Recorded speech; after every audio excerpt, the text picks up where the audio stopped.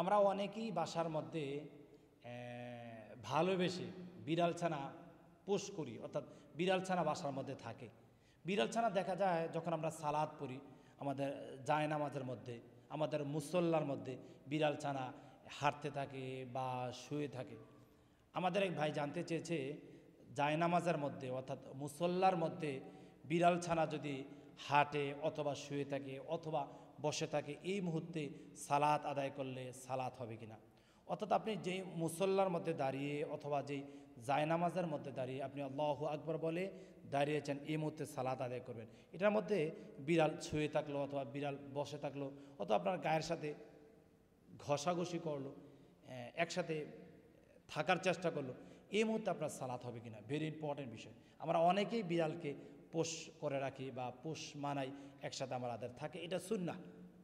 বিড়ালকে আদর করা, বিড়ালকে স্নেহ করা, বিড়ালকে আপনার বাসায় রাখা, এটা রাসূলের সুন্নাহ এবং সাহাবায়ে আজমাইনও বিড়ালকে ভালোবাসতেন। আবু হুরায়রার নাম হইতে এভাবে পরিবর্তন হয়ে গেছে। সুবহানাল্লাহ।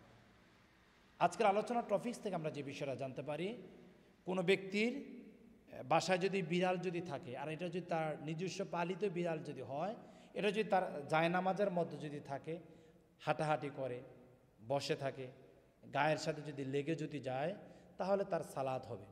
কিন্তু কয়েকটি শর্ত রয়েছে। শর্তগুলো হচ্ছে কি, যদি আপনার মনে হয় এই বিড়াল ছানা আপনার ঘরের বাহিরেও কোথায় গিয়ে সে হাঁটাহাঁটি করে, দৌড়াদৌড়ি করে, কোথায় সে নড়াচড়া করার জন্য যায় এবং তার শরীরে বিভিন্ন নোংরা, বিভিন্ন ময়লা আবর্জনা লেগে থাকার সম্ভাবনা বেশি থাকে, যদি আপনার মনে পড়ে, তাহলে আপনি যে জায়নামাজের মধ্যে দাঁড়িয়ে সালাত পড়ছেন, ওই জায়নামাজে যদি বিড়াল ছানা আসে, তাহলে আপনার সালাত হবে না।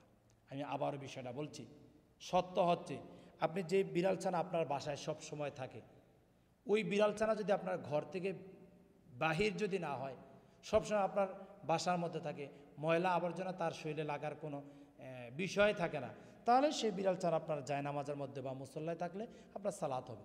যদি আপনি মনে করেন বিড়াল ছানা ঘরের বাহিরেও যায় বা ময়লা আবর্জনাও তার শরীরে লেগে থাকার সম্ভাবনা বেশি দেখা যায়, তাহলে সেই মুসল্লার মধ্যে বিড়াল ছানা যদি থাকে, তাহলে সালাত হবে না। অর্থাৎ এটার মধ্যে অপরিষ্কার থাকতে পারে, অপবিত্র থাকতে পারে, অপবিত্র স্থানের মধ্যে দাঁড়িয়ে সালাত পড়লে সালাত হবে না। কারণ এই বিড়ালের কারণে আপনার জায়নামাজটা অপবিত্র হয়ে যেতে পারে। ওই দিকে যদি লক্ষ্য থাকে বা ওইটা যদি আপনি মনে করেন, তাহলে ওই জায়নামাজের মধ্যে দাঁড়িয়ে সালাত আদায় না করাই উত্তম হবে। আল্লাহ সুবহানাহু ওয়া তাআলা আমাদের সবাইকে ইসলামের ছোট ছোট, ইসলামের বৃহৎ, ইসলামের ক্ষুদ্র বিষয়গুলো জেনে বুঝে আমল করার তৌফিক দান করুক। আল্লাহুম্মা আমিন।